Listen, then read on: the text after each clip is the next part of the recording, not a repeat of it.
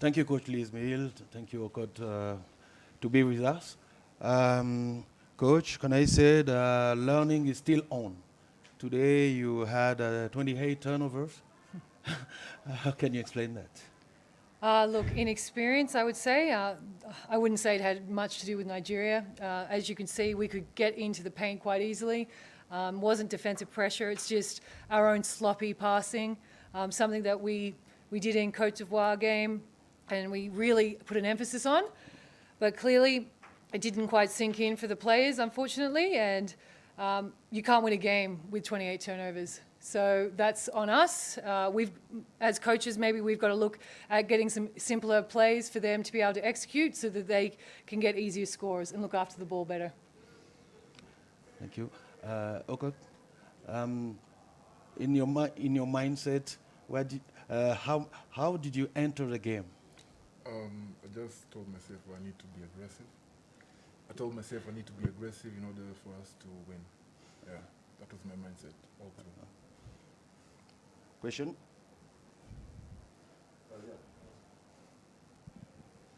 Fidel, first of all, if you could just tell us about what this opportunity means to you to play at the Afrobasket against this level of talent, and did you anticipate, did you have an idea how you would fare, because you've looked like you belong in this competition?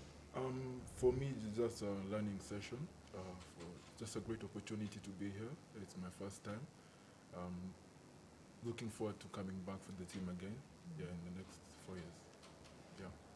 Okay. Ryan? Yes? Michelle, my question to the coach and Fidel, what are some of the lessons that you've picked from Afrobasket and the 2 defeats? Look, for us, it's all about learning how to execute. In Kenya, you play a lot of run and gun, and so by the time I get the players at the national team level, implementing a kind of offense and defensive systems does take a while. I was hoping that we would be a little bit further than what we've seen so far, but it's a learning lesson, and they'll need to understand that unless you can execute, you can't compete at this level. And never a failure, always a lesson, right? And we're going to take a lot of lessons out of this, and hopefully you'll see us be able to do that at the World Cup qualifiers. As the coach said, you need to execute better and stay aggressive all through. Hi, Coach. Can you just talk about young Adero and the way he played today and the impact he had on the game? He was sensational at times. Oh, look, Albert actually hasn't played for a year, which is crazy to see. And so he was a bit nervous in that first game, and all he's looking for is an opportunity, and we were happy to give it to him. And he's just feeling that confidence that we've instilled in him.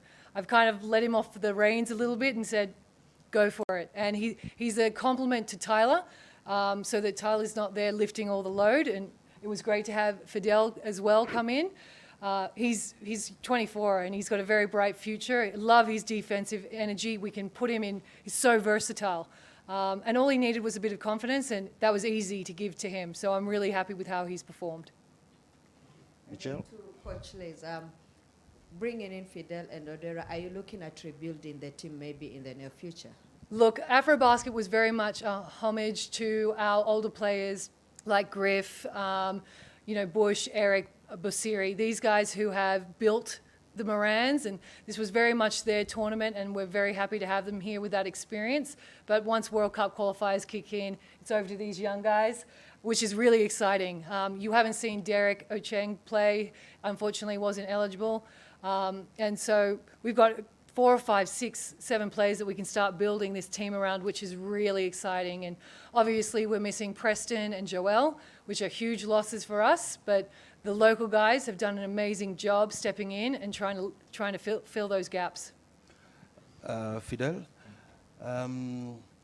what do you have to handle and try to bounce back against Mali? We need to stay aggressive and execute better. That's all we need to do. Coach, I agree.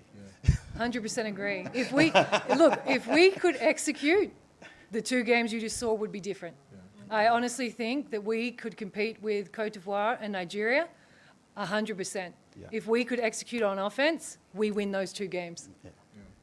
Liz, you talk about... Last question.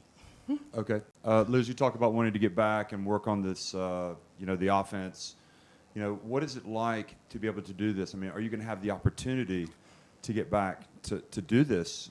Because you can see that your team is crying out for this, and if you could have that execution, and will that be good enough, or does it also include your players have to face higher level competition? Definitely, yeah. I think Kenya got comfortable in Zone 5. And so you're looking at just playing Rwanda, Uganda all the time, and then Egypt. And so this is a great experience for them to really move outside of that zone and play. Like we all know the top teams, Cote d'Ivoire, Egypt, Tunisia, Angola, Senegal. These teams, we need to see them more often. And I was actually talking to Tunisia and Egypt, and they want to play us. And instead of shying away from that, we've got to go and meet those challenges. Because they'll get stuff out of it too, playing sub-Saharan Africans and different style that you see. So for us, we can't wait to see our World Cup qualification draw. We want the big guys because that's how you measure yourself. For us, there's no point playing Zone 5 teams. We've been there, we've ticked that box. We'll tick, tick, tick. Let's go and play West, Central African teams and get better that way. You can only get better by playing better people. Thank you very much, Coach. Thank you. Thank you.